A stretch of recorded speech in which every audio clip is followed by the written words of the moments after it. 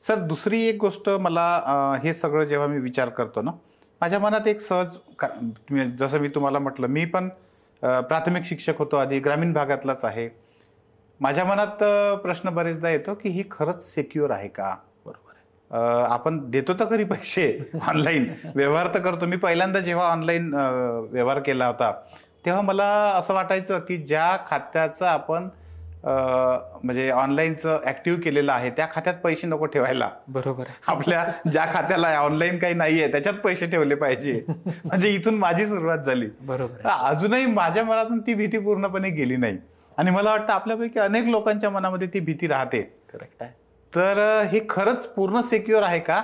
आणि दुसरं त्याला जोडून असलेला एक प्रश्न आहे की आता फोन पे फ्री आहे, बरोबर, पेटीएम फ्री आहे, हे खरंच फ्रीच राहील का? त्याच्यात काही म्हणजे नंतर काही पैसे पण द्यावे लागतील? कारण आता सवयच नाही झाली आहे. म्हणजे अक्षरशः मी पण कधी कधी बाहेर जातो, आधी पाकिट घेतल्याशिवाय बाहेर पडत नव्हतो, आता फक्त फोन पाहिजे.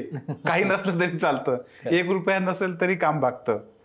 तर कारण काय, आपल्याला एक्स्ट्रा पैसे काही लागत नाही, जेवढे द्यायचे आहेत तेवढेच द्यायचे आहेत. तर मला हे तुम्हाला विचारायचं आहे की हे सिक्युअर आहे का? आणि हे आता जसं फ्री आहे तसंच फ्री म्हणजे मोफत राहू शकते की त्याच्यावर काही पैसे लागू शकतात पुढे? नाही तर असं व्हायचं की सवय लावून टाकायचे लोक आणि नंतर पैसे लावायचे. सर खूप सुंदर प्रश्न आहे सर. सो आपण सर स्टेप बाय स्टेप या तिन्ही गोष्टींकडे बघूयात. अगदी. पहिलं आहे सर सिक्युरिटी. हो सर, मी आज प्रत्येक लेमनला इथे सांगू इच्छितो की हे जे फायनान्शियल इन्फ्रास्ट्रक्चर आहे हे 100% सुरक्षित आहे. अच्छा. हो. जर आपण स्वतःहून काही गोष्टींना बळी नाही पडलो बरं तर इथे तुमचा पैसे लूज होण्याचा चान्स 0% आहे. गुड. एवढं स्ट्रॉंग आपण म्हणजे गव्हर्नमेंटने ते बनवलेलं आहे. गव्हर्नमेंटने बनवलेलं आहे. सो गव्हर्नमेंटची एक विंग आहे NPCI नावाची, ज्याला आपण म्हणतो national payments corporation of India. Okay. Okay. So ही विंग हे सगळे गोष्टी रेग्युलेट करते. NPCI करतं sir. Okay. It is a organisation started by government of India. अच्छा. सो तुमचे QR payments, payment aggregation, payment gateways, ह्या सगळ्या गोष्टी ही विंग रेग्युलेट करते. RBI सारखंच. RBIचीच विंग आहे सर. अच्छा. RBI wing governed by RBI only. हे सगळं ऑनलाईनचं पाहिजे. सगळं ऑनलाईनचं. सगळं आज इंडियामध्ये जे काही ऑनलाईन उलाढाली होतात सर हे NPCI थ्रूच होतात. अरे वा.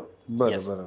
सो सिक्युरिटी वाईज विचाराल तर जर आपण स्वतःहून कुठे बळी नाही पडलो तर इट्स 100% सिक्युअर्ड. फर्स्ट. सेकंड, आज आपण समजूयात की ज्या फिनटेक कंपनीज आहेत, फोनपे, पेटीएम म्हणा, ह्यांचं रेव्हेन्यू मॉडेल काय आहे, किंवा जेव्हा आपण एखादं पेमेंट करतो ते कशा, एकदम सोप्या भाषेत आपण समजून घेऊ. सो तुम्ही आज एका जर चहावाल्याला 50 रुपयाचं QR कोडवरती पेमेंट केलं, बरोबर, तर लगेच स्पीकर वाजतो 50 रुपये रिसिव्ड झाले, बरोबर. पण ऍक्च्युअल त्याच्या खात्यामध्ये ते 50 रुपये जमा होत नाहीत. बरं. हो. तर ते पैसे जातात कुठे? प्रत्येक फिनटेक कंपनी एक नोडल अकाउंट बरोबर असोसिएटेड असते. अच्छा. नोडल अकाउंट म्हणजे काय तर रिझर्व्ह बँक ऑफ इंडिया गव्हर्न्ड एक अकाउंट असतं, बरोबर, ज्याच्यावरती पूर्ण राईट्स फक्त रिझर्व्ह बँक ऑफ इंडियाचे असतात. अच्छा. सो समजा माझ्यासारख्या अजून 10 लोकांनी 50 रुपये जमा केले तर हे सगळे 500 रुपये त्या दिवसाचे आधी त्या नोडल अकाउंट मध्ये जमा होतात. बरोबर. येस. हे नोडल अकाउंट त्या व्हेंडरशीच लिंक्ड असतं, पण हे गव्हर्न्ड रिझर्व्ह बँक ऑफ इंडियाचं असतं. थोडक्यात रिझर्व्ह बँकेकडे असतं. ह्यामध्ये तो व्हेंडर काही पैसे विड्रॉ करू शकत नाही, टाकू शकत. It's a nodal account. बरोबर. मग दुसऱ्या दिवशी ह्या सगळ्याची त्याला एकत्रित सेटलमेंट होते. अच्छा. 500 रुपयांची. बरं. आणि त्याला जे फोनपेचं ऍप्लिकेशन असतं त्याच्यामध्ये त्याला रिपोर्ट भेटतो की मला हे 500 रुपये कुठल्या लोकांचे आलेत. ओके. येस. बरं. हे प्रत्येकाबरोबर कॉमन आहे.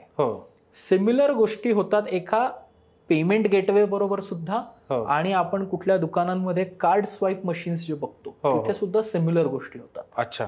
सो तुम्ही पेमेंट गेटवेवर, समजा तुम्ही Amazon किंवा फ्लिपकार्टवर आज शॉपिंग केली आणि तुम्ही एक पेमेंट केलं तिथे 100 रुपयाचं, तर समोरच्या रिसिव्हर पार्टीला कन्फर्मेशन लगेच मिळतं. अच्छा. हा, पण ते पैसे आधी नोडल अकाउंटला जातात हो हो आणि मग दुसऱ्या दिवशी त्याला सेटल होतात. हो.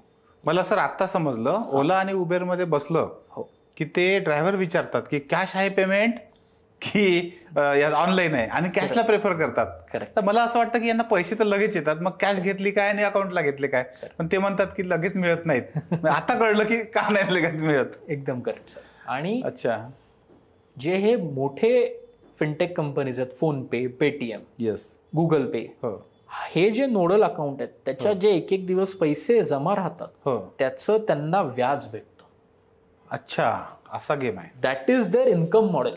बरं बरं बरं. आज आपण विचार करतो की मी 50 रुपये पाठवले हो. आणि समोरच्याला 50 मिळाले, हो. फोनपेचा काय फायदा. बरोबर आहे. उलट सुरुवातीला तर त्यांनी मला कॅशबॅक दिले. हो. लोकांना 30-30, 40-40 रुपये असं करत 3-3 हजार रुपयाचे कॅशबॅक आलेत. हो हो हो. मग एक सिंपल प्रश्न लोकांना पडतो, अरे मग ह्या कंपन्यांचं उत्पन्न कुठे. बरोबर आहे. तर हे त्यांचं एक मेजर अर्निंग मॉडेल आहे. अच्छा. येस, की आपण पेमेंट करतो, पैसे नोडल अकाउंट मध्ये राहतात ज्याच्यावरती त्यांना इंटरेस्ट भेटतो. आणि असे तर करोडो रुपये जमा होत असतील एका हो दिवसात. सर. त्यामुळे आज ह्या कंपनीज एवढ्या मोठ्या आहेत. हो बरोबर बरोबर. त्यामुळे आणि मला वाटतं आपल्या अनेक लोकांना आता कळलं असेल की फोन पे, गुगल पे ला पैसे कुठून मिळतात. करेक्ट. फुकट तर काही करत नाहीत ना. फुकट तर करत नाही आपण. हा ठीक आहे सर, एकदम परफेक्ट. बरोबर आहे ना. म्हणजे आपण जे पैसे देतो एका दिवसासाठी ते जमा करतात. करेक्ट. एका ठिकाणी जमा राहतात आणि त्याच्यावरचं व्याज यांना मिळतं. हो सर. फक्त चांगली गोष्ट अशी आहे की ती जी जागा आहे नोडल अकाउंट, त्याच्यावर ह्यांचं गव्हर्न काही नसतं. म्हणजे येस येस. ते पैसे जमा जरी राहिले हो. तरी त्याच्यावर त्या अकाउंटवर हक्क सगळा रिझर्व्ह बँक ऑफ इंडियाचा आहे. म्हणजे आपले पैसे बँकेकडे असतात. बँकेकडे असतात. सिक्युरिटी आहे. एकदम सिक्युअर्ड.